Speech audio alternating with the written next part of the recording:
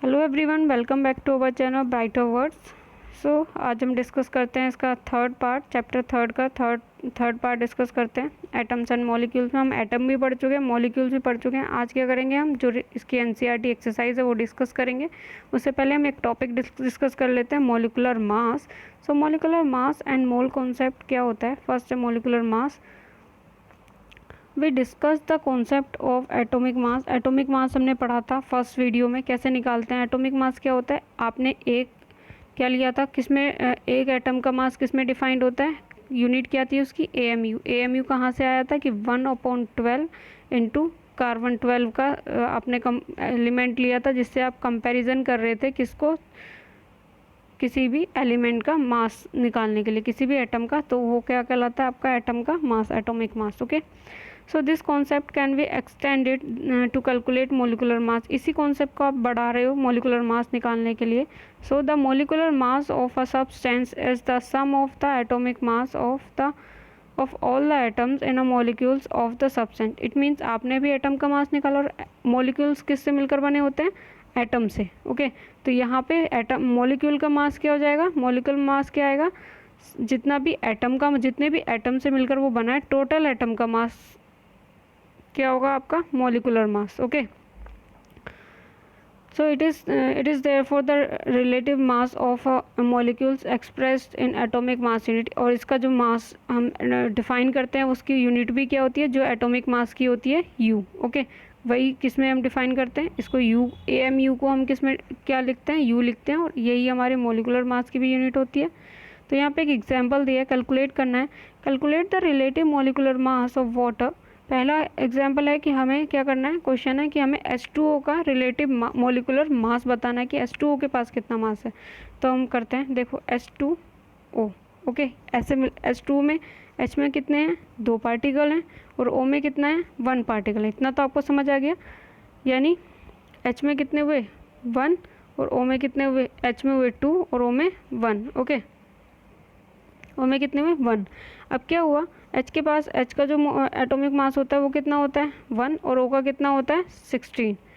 Okay, तो यहाँ क्या कैलकुलेट किया है, 2 जो एटम के पास मास है H2O का, इंटू 1 जो एटॉमिक मास होता है, प्लस 1 इंटू 16। 1 क्यों लिया, क्योंकि ऑक्सीजन का एक ही एलिमेंट है यहाँ पे, और हाइड्रोजन के 2 एलिमेंट है, ये हाइड्रोजन है, ये ऑक्सीजन है। इन दोनों को जब कैलकुलेट करेंगे, ये 2 हुआ, ये 16 हुआ, तो टोटल कितना आ जाएगा, 18 in form of you. Okay, तो जो आपका वाटर है उसका कितना मास होगा, 18 यू। ओके, नेक्स्ट क्वेश्चन है आपका सेकंड क्वेश्चन क्या कहता है, calculate the molecular mass of HNO3। यहाँ HNO3 का मॉलिकुलर मास आपको बताना है, HNO3।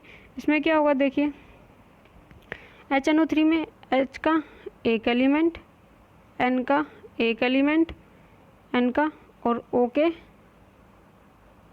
3 एलिमेंट। ओके, तो यहाँ से आप देख लें क्या कैसे निकालेंगे।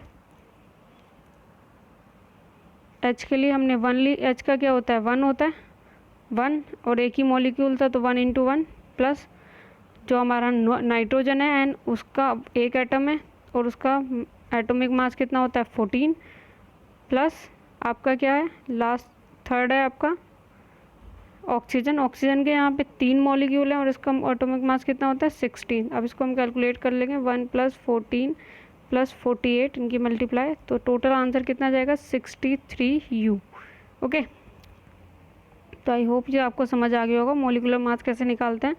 आप निकाल के लेके आएंगे ये आपका होमवर्क क्वेश्चन है कि आपको NaCl का मॉलिकुलर मास बताना है कि कितना होगा। ओके, सिंपल है, सबसे सिंपल NaCl का, और Na का और Cl का मॉलिकुलर मास आपको लास्ट वीडियो में मिल जाएगा कि कितना कितना होता है। ओके, नेक्स्ट एग्जाम्पल है, ये भी आपको कैलकुलेशन करनी है।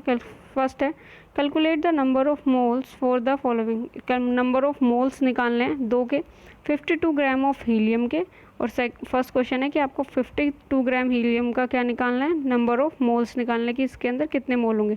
नंबर ऑफ मोल्स हम किससे डिफाइन करते हैं, स्मॉल n से, राइट।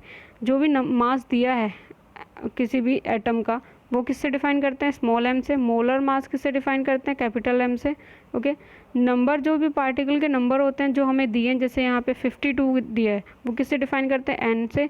और एन ए क्या होता है, एवोगाड्रोस नंबर, जिसकी वैल्यू कितनी होती है 6.022 इंटू 10⁻23। ये क्या होती है, कांस्टेंट वैल्यू है कि एवोगाड्रोस नंबर आप जब भी यूज़ करेंगे वो सेम रहेगी उसकी वैल्यू। ओके, तो हमें क्या निकालना था, एक हीलियम एटम है उसके मोल्स निकालने हैं, नंबर ऑफ मोल्स। तो एटॉमिक मास हीलियम का कितना होता है 4। ओके, और उसका मोलर मास कितना है 4 होता है। एटॉमिक मास भी 4 होता है और मोलर मास भी 4 होता है। अब हमें क्या दिया, मास दिया है और मोलर मास से उसे डिवाइड कर देंगे। हमें क्या मोल निकालने, तो स्मॉल एन हमारा क्या होता है capital small M upon capital M. Small M क्या हुआ हमारा, जो भी गिवन मास है, और कैपिटल एम क्या हुआ हमारा, जो भी हमारे पास मोलर मास है। ओके, तो स्मॉल एम जो हमें दिया है 52 और मोलर मास यहाँ हमने पता है हमें कितना होता है इसका 4 ग्राम। ओके, तो 52 से 4 डिवाइड करेंगे तो your answer is 13। Okay, now second question ले लेते हैं। आपको एक नंबर दिया है 12.044 into 10⁻23 number of helium atoms. तो फाइंड करना है इसका finding mole from number of particles. Mole find करना है कि कितने नंबर ऑफ पार्टिकल्स होंगे। तो एक मोल में हमें वैल्यू दी है कितनी होती है 6.22 इंटू 10⁻23। ये क्या एवोगाड्रोस नंबर है आपका, राइट। नंबर ऑफ मोल्स निकालने हैं, हमें गिवन पार्टिकल के नंबर दिए हुए हैं और एवोगाड्रोस नंबर क्या होता है इतना, यानी कि capital N upon N A. Okay, तो कैपिटल एन की वैल्यू हमें दी है 12.044 इंटू 10⁻23, ये गिवन है। एवोगाड्रोस नंबर हमारे पास होता है 6.022 इंटू 10⁻23। तो डिवाइड करेंगे 23 से 23 कैंसिल हो जाएगा, 6 से ये कितने बार जाएगा 2 बार। सो आपका आंसर क्या आएगा 2। ओके, तो आई होप आपको समझ आया होगा ये क्वेश्चन। नेक्स्ट आप एग्जाम्पल करते हैं। Calculate the mass of following. इनका क्या करना है, मास निकालना है आपको। फर्स्ट है 0.5 मोल ऑफ नाइट्रोजन गैस। मास निकालना है 0.5 मोल ऑफ नाइट्रोजन गैस का। तो मास कैसे निकालेंगे, यहाँ पे हमें पता है मास क्या होता है। अगर हमें मास का फॉर्मूला क्या होता है, molar mass multiply number of moles.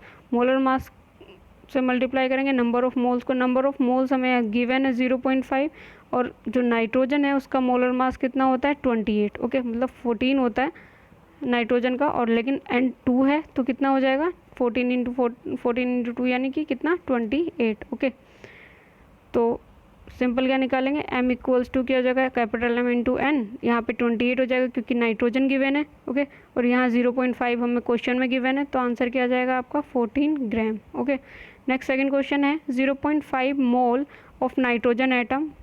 0.5 mole nitrogen atom का निकालना है mass from mole of atom.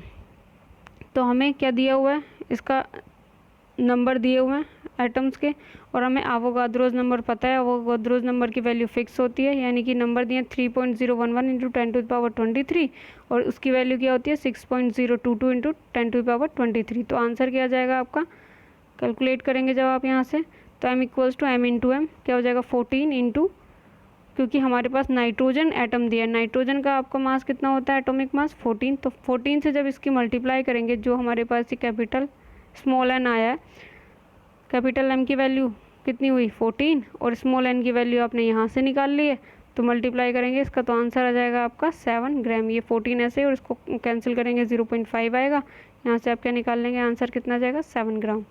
Next है आपको नंबर दिया है 6.022 into 10⁻23 number of N2 moles. कितने नंबर ऑफ मोल्स होंगे। सो सिमिलर सेम क्वेश्चन है, आपको क्या दिया है पहले अपने m निकालना है। m इंटू कितना होता है n upon N A. m आपको दिया है कितना N2 है तो कितना होगा 28 होगा 14 इंटू 2।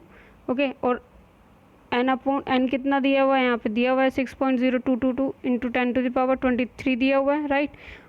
और यहाँ और एवोगाड्रोस नंबर क्या होता है, सेम होता है 6.022 इंटू 10⁻23। इससे कंप्लीट कैंसिल हो जाएगा, यानी क्या बचेगा 1। तो 28 इंटू 1 इक्वल्स टू कितना हो जाएगा 28 ग्राम। ओके, तो आई होप आपको समझ आया होगा। नेक्स्ट क्वेश्चन करते हैं।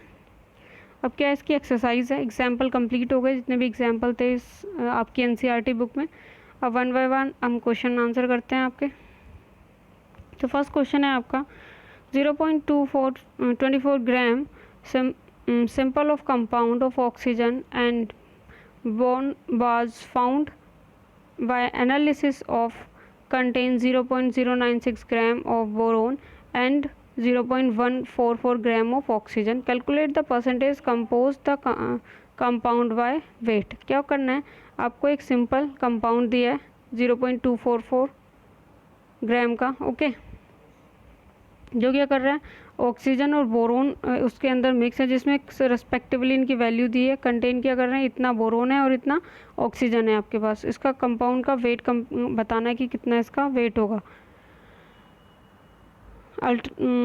ओके, मास ऑफ कंपाउंड क्या हुआ हमें दिया है, टोटल मास कितना है 0.24 ग्राम टोटल मास है।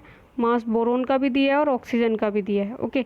परसेंटेज में निकालना है, हम बोरोन के लिए निकालेंगे। आपने मैथ में भी ये फॉर्मूला पढ़ा होगा कि जिस भी पर्टिकुलर चीज़ के लिए हमें निकालना है, बोरोन का मास यहाँ दिया है 0.96, कंप्लीट मास भी हमें दिया है वो क्या है 0.24 इंटू 100। यही तो होता है, जितने जैसे आप परसेंटेज निकालते हो अपने मार्क्स में कितनी टोटल परसेंटेज और जिसकी जितने आपके मार्क्स आए इंटू 100, ऐसा ही है। टोटल इतना ग्राम है और बोरोन का इतना ग्राम है इंटू मल्टीप्लाई 100, तो आपका आंसर कितना आ जाएगा 40%, ओके। यहाँ से आपका आंसर कितना आएगा कैलकुलेट करके 40%। दूसरा परसेंटेज ऑक्सीजन का निकालेंगे। ऑक्सीजन का हमें कितना दिया 0.144 ग्राम, ओके, और उसके बाद कितना 0.240 ग्राम, ये आपको यहाँ से मिल जाएगा जो टोटल नंबर है इंटू 100, तो कितना आ जाएगा 60% ऑक्सीजन का, ओके। सो आई होप आपको ये क्वेश्चन समझ आया होगा। नेक्स्ट क्वेश्चन, सेकंड क्वेश्चन करते हैं। When 3.0 gram of carbon is burned in 8 gram of oxygen, 11 gram of carbon dioxide is produced. What mass of carbon dioxide will be formed when 3 gram of carbon is burnt in 5 gram of oxygen? Which law of chemical combination will governs your answer? It means क्या दिया है कि 3 ग्राम आपके पास carbon है और 8 ग्राम आपके पास क्या है ऑक्सीजन है। इन दोनों को जब आप जला रहे हो, कार्बन को ऑक्सीजन के साथ जला रहे हो, तो क्या बन रहा है कार्बन डाइऑक्साइड CO2 बन रही है। वो कितनी बन रही है 11 ग्राम, ओके। तो ये इन्होंने एक यहाँ दे दिया इनकी, जब हम इसको इसके साथ जला रहे हैं तो 11 ग्राम आपकी क्या बन रही है और कार्बन डाइऑक्साइड बन रही है। तो उन्होंने क्वेश्चन किया है अगर हम 3 ग्राम कार्बन को जलाते हैं 50 ग्राम ऑफ ऑक्सीजन के साथ, तो कितना जो कार्बन डाइऑक्साइड है वो बनेगा। और यहाँ जब ये रिएक्शन होगी, मतलब कार्बन और ऑक्सीजन को जलाने की और बनेगा CO2, तो हमारे पास कौन सी केमिकल रिएक्शन यहाँ पे हो रही है, ओके। तो पहले हम बता देते हैं कि क्या कितना अमाउंट बनेगा। तो first we find the proportions of mass of carbon and oxygen in carbon dioxide. कितना प्रोपोर्शन होता है CO2, यानी कि कार्बन के लिए कितना 1, कार्बन का 12 होता है और ऑक्सीजन का 16 होता है, ओके। तो 16 और यहाँ पे कितना है 2 है, तो 16 इंटू 2 यानी कि कितना बचा 12:32, यही तो रेशो हुआ। इसको 12:32 को जब हम कट करेंगे तो हमारे पास कितना बचेगा 3:8। तो ये क्या हुआ, इन दोनों को मिक्स करने का रेशो हुआ कितना 3:8। अब हमारे पास 12 ग्राम कार्बन हमें दिया हुआ है जो ऊपर था। 12 gram carbon react with oxygen 32 gram. 12 gram carbon किसके साथ रिएक्ट कर रहा है 32 ग्राम ऑक्सीजन के साथ, ये जो 12 CO2 बन रहा है, ओके।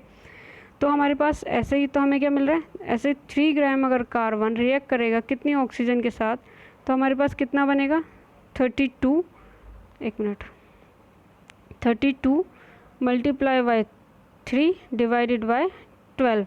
इसका मतलब पता है क्या हुआ, कहाँ से आया ये, जब 12 ग्राम कार्बन ऑक्सीजन के साथ जल रहा है 32, तो 1 ग्राम कार्बन कितना बनेगा 32 इंटू 32 डिवाइडेड बाय 12 के साथ, तो 3 ग्राम कितने के लिए बनेगा 32/12 इंटू 3 के साथ, ओके। तो यहाँ से हमारा आंसर क्या जाएगा 32 divided by 12 into 3 is equals to 8 gram. मतलब कितना कार्बन बनेगा 8 gram, okay. But therefore 3 gram of carbon will react with 8 gram of oxygen to form CO2। कितना बनेगा CO2 हमारी कितनी बन रही है 11 ग्राम।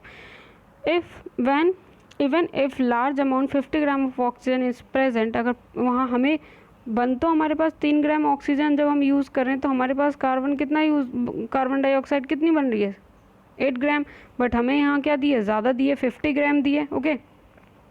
तो क्या होगा, इसका जो रिएक्शन होगी वो क्या रिएक्शन होगी, the law of constant proportions का रिएक्शन जो लॉ है वो यहाँ पे फॉलो होगा कि जितना आप रेशो यूज़ कर रहे हो वही उसी रेशो के अकॉर्डिंग तो आपकी जो रिएक्शन है वो फॉलो होगी, ओके। तो यहाँ लॉ कौन सा यूज़ हो रहा है, the law of constant proportion का, ओके। नेक्स्ट क्वेश्चन है what are polyatomic ions, polyatomic ions क्या होते हैं, उनके एग्जाम्पल देने हैं। तो the group of atoms which carry a fix charge, जो जिनके पास फिक्स पॉजिटिव या नेगेटिव चार्ज फिक्स होता है, and on them and behaves as ion called polyatomic ion, वो क्या कहलाते हैं आपके पोलो एटोमिक आयन, जिनके पास पॉजिटिव और नेगेटिव चार्ज होता है, वो चार्ज फिक्स्ड होता है। उसके कुछ एग्जाम्पल हैं, एग्जाम्पल्स पूछे क्वेश्चन में। तो क्या हो गया, carbonate, sulphate ion, ammonium ion और फॉस्फेट आयन, ये क्या हो गए, एग्जाम्पल्स हो गए। तो ये था आपका third question. Now fourth question क्या है, right the chemical formula of the following. आपको इन सब के लिए क्या करना है, केमिकल फॉर्मूला लिखना है। सो पहला आपका क्या है, मैग्नीशियम क्लोराइड, मैग्नीशियम Mg, इस पर कितना चार्ज होता है +2, Cl पे कितना होता है -1। ओके, तो क्या बनेगा, ये Mg पे 1 आएगा और Cl पे 2, तो क्या बना MgCl2। नेक्स्ट फॉर्मूला किसका है आपका, calcium oxide, calcium oxide Ca के ऊपर भी +2 होता है और O2 के ऊपर -2, तो क्या बन जाएगा आपका Ca2O2, तो O से O कैंसिल, तो क्या बना CaO। ओके, नेक्स्ट है आपका थर्ड, कॉपर नाइट्रेट, कॉपर के ऊपर कितना चार्ज हुआ 2, नाइट्रेट के ऊपर कितना हुआ 1, तो कितना बना आपका CuNO का होल, NO3 का होल ट्वाइस। ओके, तो ये क्या बना, कॉपर नाइट्रेट। नेक्स्ट है आपका एल्युमिनियम क्लोराइड, एल्युमिनियम Al और Cl3, Al के ऊपर +3 चार्ज होता है, Cl के ऊपर -1, तो ये क्या हुआ, एक दूसरे के अपोजिट, तो क्या बनेंगे AlCl3। नाउ नेक्स्ट है आपका लास्ट, कैल्शियम कार्बोनेट, कैल्शियम के Ca के ऊपर अभी आपने पढ़ा 3 होता है, CO क्या सिंपल होता है, तो इसके ऊपर कोई चार्ज नहीं होगा, तो ये क्या 1 होगा -1, तो ये क्या बनेगा CaCO3, जो क्या बनाता है आपका कैल्शियम कार्बोनेट। ओके, मतलब चार्ज एक्सचेंज हो जाते हैं। नेक्स्ट फिफ्थ क्वेश्चन है आपका, give the name of the elements present in the following, नाम बताने कि कौन सा किस में प्रेजेंट होता है। क्विकलाइम किसे बोलते हैं आप, CO, मतलब कैल्शियम ऑक्साइड का सिंपल नेम क्या होता है, क्विकलाइम। नाउ सेकंड है हाइड्रोजन ब्रोमाइड, हाइड्रोजन ब्रोमाइड का फॉर्मूला क्या हुआ HBr, जो कि हम हाइड्रोजन ब्रोमाइन कहते हैं उसे।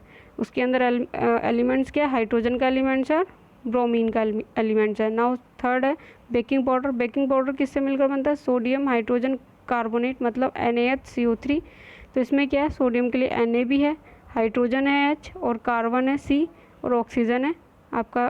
तो क्या क्या कंपाउंड है इसके अंदर का, सोडियम है, हाइड्रोजन है, कार्बन है और ऑक्सीजन है। नेक्स्ट है आपका D, potassium sulphate, potassium sulphate क्या हुआ K2SO4। ओके, K2SO4, यानी क्या हुआ, पोटेशियम हुआ, सल्फर हुआ और ऑक्सीजन हुआ, 3 एलिमेंट है यहाँ पे। ओके, ये पोटेशियम, ये सल्फेट, ये ऑक्सीजन। तो नाउ फिर 6 क्वेश्चन आपका, 6 क्वेश्चन में क्या कैलकुलेट करना है, calculate the molar mass of the following substance. आपको क्या करना है, कैलकुलेट करना है इनका मोलर मास। फर्स्ट है इथेन C2H2 का मोलर मास निकालने के लिए आपको पता है क्या करना है, आपको C2H2, C के पास कितना है 2, यानी कि 2 एटम है, तो कितना होगा एटॉमिक मास C का, C का होता है 12, एटम है उसके पास 2 प्लस H2, H के पास भी कितने एटम है 2, और यहाँ पे इसका एटॉमिक मास कितना होता है 1, तो कितना हो जाएगा टोटल 24 + 2 यानी कि 26U।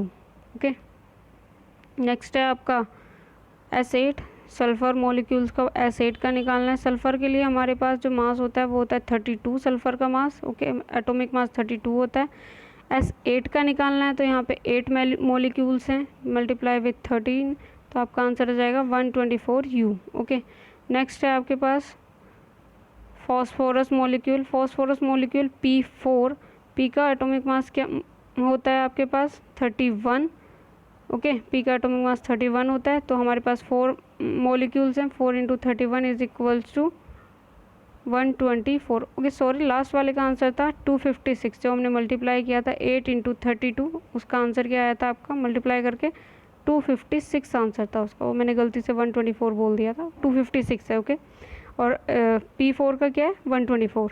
Now molar mass of HCl, HCl का निकालेंगे, हाइड्रोजन का एक एलिमेंट, Cl का एक एलिमेंट, तो H इंटू मल्टीप्लाई 1 से करेंगे तो 1 ही आएगा, और 35.5 कितना होता है आपका Cl का एटॉमिक मास होता है, तो टोटल कितना हो जाएगा 36.5U। ओके, तो लास्ट आपका एक होमवर्क क्वेश्चन है नेक्स्ट, जो नाइट्रिक एसिड है NaHO3, इसका आपको मोलर मास निकालना फाइंड आउट करना है। ओके, यहाँ H का 1 हुआ, N का 14 हुआ, O का 16, बस आपको कैलकुलेट करना है। ओके, नेक्स्ट है आपका 7th question, what is the mass of, mass क्या 3 ऑफ आपको दिए हैं। 1 मोल ऑफ नाइट्रोजन का कितना, नाइट्रोजन एटम्स का कितना मास होता है, तो 1 मोल ऑफ नाइट्रोजन एटम का कितना होता है, सिंपल है, नाइट्रोजन का 1 मोल है तो 1 इंटू 14 यानी कि कितना हुआ 14 ग्राम।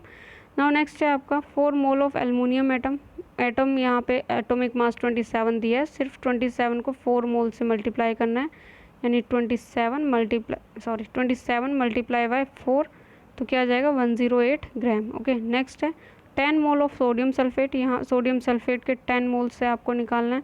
पहले हम सोडियम सल्फेट का फॉर्मूला है उसका मास निकालेंगे, उसको मल्टीप्लाई करेंगे आप 10 से, तो N का होता है कितना 23 और उसके कितने मोल हैं 2।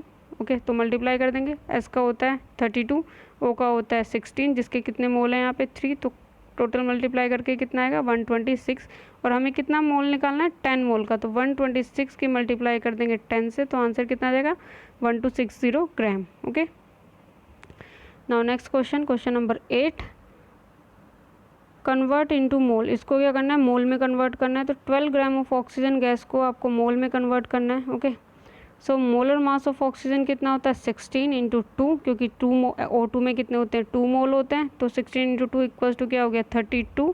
जब 32 मोल ऑक्सीजन गैस में 1 मोल होते हैं तो 12 में कितने होंगे 1 इंटू 12 अपॉन 32, यानी कि कितना आया 0.375, कैसे 1 इंटू 12 अपॉन 32 ग्राम, तो कितना आ जाएगा मोल 0.375 मोल। ओके, नेक्स्ट है आपका H2O, कितना 20 ग्राम के लिए, जब 1 ग्राम के लिए कितना हुआ H2O निकालेंगे, 2 + 16 इक्वल्स टू 18 ग्राम होता है, हमने पहले भी निकाला हुआ है। 18 ग्राम वाटर में कितना 1 मोल बन रहा है, तो 20 में कितना बनेगा 1 इंटू 20 अपॉन 18, तो आंसर क्या आएगा 1.11 मोल। ओके, तो यहाँ से कर लेंगे। उसके बाद है 22 ग्राम of carbon dioxide, 22 gram of carbon dioxide में कितना बन रहा है, पहले कार्बन डाइऑक्साइड यानी CO2 का निकालेंगे, कार्बन का 12 होता है, ऑक्सीजन का 16 होता है, 2 मोल से 32 हो जाएगा, टोटल कितना आ गया 44। ओके, 44 तो आपका CO2 का हो गया, राइट, 44 CO2 कितना बना रहा है 1 मोल। ओके, तो 22 कितना बनाएगा 1 इंटू 22 अपॉन 44 इक्वल्स टू 0.5 मोल, क्या आंसर हुआ 0.5 मोल। ओके, नेक्स्ट क्वेश्चन करते हैं 9th question, what is the mass of, mass निकालना है 0.2 मोल में ऑक्सीजन एटम का कितना मास होता है, 0.5 मोल में वाटर मॉलिक्यूल्स का कितना मास होता है। ओके, तो पहले के लिए करेंगे 1 मोल में आप कितना एटम हो रहा है 16 ग्राम। ओके, आपको पता है ऑक्सीजन का एक एटम का मास कितना होता है 16 ग्राम होता है, राइट, तो आप 0.2 मोल्स में कितना निकालेंगे 16 इंटू 0.2 कितना हो जाएगा 3.2 सॉरी। ओके, नेक्स्ट है 1 मोल ऑफ H2O में 18 ग्राम होता है, ये आपने निकाला हुआ है H2O 18 निकाला हुआ है, 2 इंटू 1 प्लस के 16 तो 18 हो जाएगा, तो 0.5 मोल में कितना होगा 18 इंटू 0.5 कितना हो गया 9 ग्राम। ओके, तो आई होप ये आपको समझ आया होगा कैसे निकालना है। नेक्स्ट क्वेश्चन है question number 10, calculate the number of molecules of sulphur S8 present in 16 gram of solid sulphur, जो कितने में प्रेजेंट है सॉलिड सल्फर में 16 ग्राम के प्रेजेंट है, तो उसका क्या निकालना है मॉलिक्यूल्स निकालना है। Number of molecules find out करने के लिए हमें पहले मोलर मास निकालेंगे, मोलर मास सल्फर का 32 होता है और कितने एलिमेंट है 8, तो कितना हो जाएगा 256। ओके, फिर नंबर ऑफ 8 S8 में कितना है 256 सल्फेट है, जो कि कितना होता है अवोगाद्रोस नंबर के बराबर 6.022 इंटू 10⁻23, जो सबके लिए सेम होता है। हमें कितना निकालना है 16 ग्राम में, 16 ग्राम में कितना हो जाएगा दिस अवोगाद्रोस नंबर मल्टीप्लाई विथ 16 ग्राम, तो डिवाइडेड बाय आपका 256 ग्राम, क्योंकि टोटल S8 का कितना आ रहा है 256, तो आंसर क्या जाएगा आपका 3.76 इंटू 10⁻23 मोल्स, क्योंकि हमें निकालना है मोल्स यही तो होते हैं कि S कितना है आपका 16 ग्राम आया, क्योंकि यहाँ हमें सॉलिड सल्फर दिया है टोटल, उसके बाद इसके लिए हमें 1 मोल के लिए इतना है, तो 256 को से डिवाइड कर देंगे क्योंकि ये टोटल मोल के लिए आ रहा है, तो आंसर आ जाएगा 3.76 इंटू 10⁻23 मोल्स। सो ये थे आपके कंप्लीट क्वेश्चन 10। ये एनसीईआरटी की बुक से लिए गए हैं आपके क्वेश्चन। अगर आपको इन क्वेश्चंस में कोई भी दिक्कत आती है, आपको समझ नहीं आता, तो आप कमेंट बॉक्स में बता सकते हैं, और जो क्वेश्चंस मैंने आज दिए हैं उनका रिप्लाई भी आप कमेंट बॉक्स में कर सकते हैं। अगर आपको ये वीडियो पसंद आया हो तो आप इसे लाइक और सब्सक्राइब कर सकते हैं, और अपने दोस्तों को शेयर भी कर सकते हैं। Okay, so thank you for watching this video.